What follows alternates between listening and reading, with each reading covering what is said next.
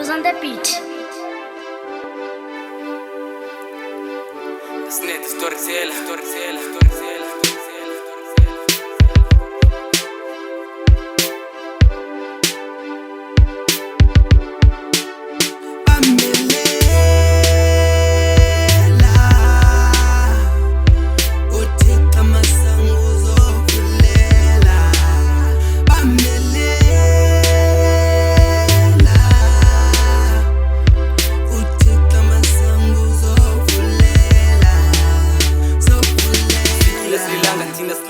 Malanga silali singadyanga thina siqhela unqonqa amaplanga tinja ndisenzanga ndivuke ekuseni ndambe ngogaga masambe sophanda ndizoba nemali mna ndafunga vulani indlela lempumelelo mna nziwela bambe ngesandla sonke safuna uphumelela xiphela amandla suyeka mfethu ubambelela khona usomandla ibothe ndaso uzophendula wathu ayifani somandla singcinela umama noba kunjani ndithi mna noba sekunzima eke ebantwini ndingamlibali ke notimer ebunzimeni bencedisana naye umama sanonkezela lo life andimkhethanga kwaye kunjalo nje nama ndisenzanga sendihambe ngixeliswa ngabanye abantu yanga ndinxiba istrip esinye kude kuyophela nenyanga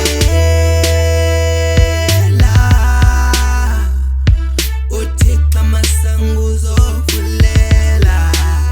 bamelela uthixo amasango uzovulela